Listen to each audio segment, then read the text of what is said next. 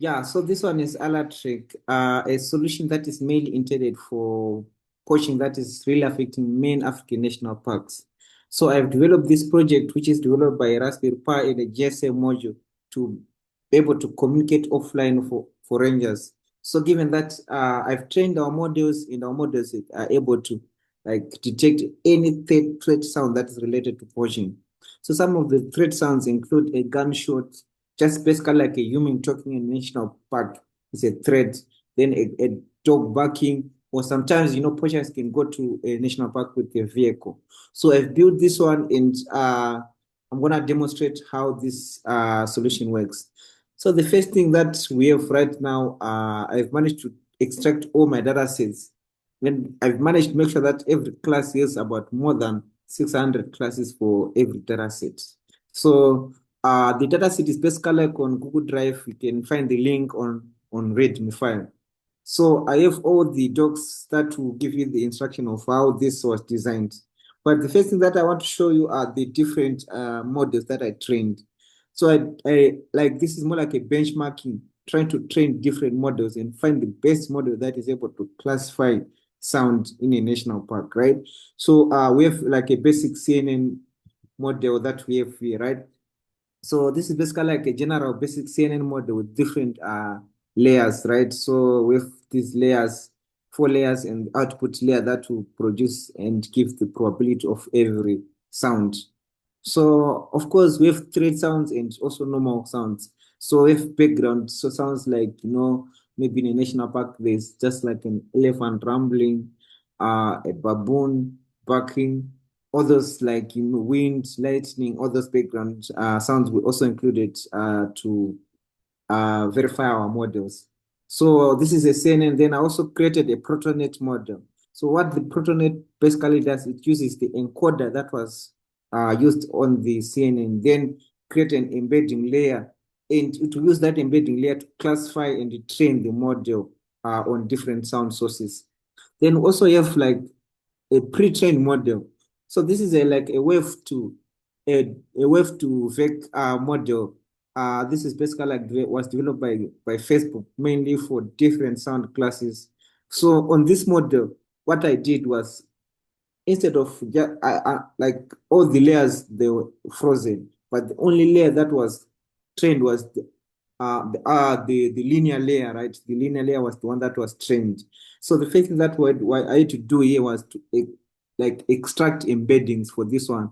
So this is more like the basic extraction of the embeddings that were used, and those embeddings were used now to train this wave to vec model. Then I also created some unsupervised machine learning models. So these ones, what they actually do, they try to train on background noises, just normal sound that usually happens in a national park. Then with that sound now, you would then just try to see if the model is now able to classify any threat sound that is introduced to them. So we have two models. We have the support vector machine and the convolutional autoencoder model. So the results of all this model was saved here under this model. So on this folder, you can find the module that was trained, the error distribution. This one is for the autoencoder. So here you can basically see that on the background sound that were trained, these ones, then after trying to evaluate this is where like the model was able to classify this one. You can see that sometimes it's not, this is basically not that accurate. So can find out that best performing model was basically like the Protonet and the CNN. And the model that came closer was this one. Yeah, this one was the model that came closer. And on every folder, you can find the confusion matrix for every model. So you can see that the model is able to classify, like say, the background animals correctly. And sometimes it falls short, maybe on the it sometimes classifies the dog as a background animals. You can see it. So this is basically like a dog. Sometimes there are a lot of animals in the world that basically sound like a dog. So that's why sometimes the model is able to classify these dogs as a background animals. So yeah, every folder has the confusion matrix, the training caves, in the model, in the results like the JSON, all the files that were present. So for this one now, I've managed to deploy my models on the Raspberry Pi, right? So on this folder for scripts, you can find all the files that were used to extract the audio from the internet, then the audio processing file, which is this one, audio processing, the one that was used to extract and process the all the audios to make sure that they are normalized into same frequency. Then the model was basically like deployed under this folder, which is called Alatric. So the first thing that I'm going to show you right now is basically like the model running actually. Right now, it's already running on Raspberry Pi. So I'm going to try to speak. I'm speaking on my mic right now. I'm sure you can see this mic, right?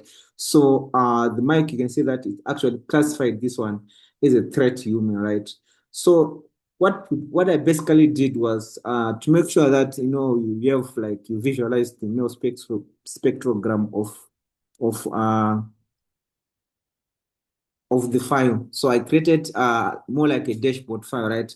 So the time is 14:52, and I was speaking around this time, and you can see that this one was classified within this time. Then we can also proceed on to I'm gonna try to play another sound, right? So I have a sound, a pre-recorded sound on my phone here, right? So this guy's basically like it looks like a chainsaw or gunshot. So it's now able to classify this chainsaw, and here you can see this is a chainsaw on this part.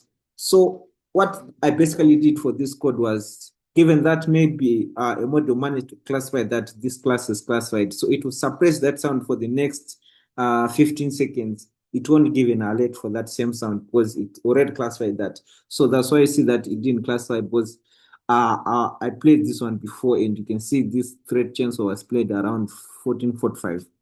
So this is product, basically like the product that I have. And going forward, remember, I'm gonna deploy this one on in a wild. So this is gonna be an offline device. So what it's gonna do is I'm gonna create like connect this one on a GSM module that is able now to send a text message. So the text message is supposed to have like the exact coordinates of where the device is, and uh the class that was classified. So it's just saying like it's a message that the a threat of a gunshot was identified on these coordinates. So that's basically like what the message is gonna look like, and that's something that I'm gonna be working on. I'm making sure that I connect my Raspberry Pi and the GSM module together and deploy it. Yeah, thank you.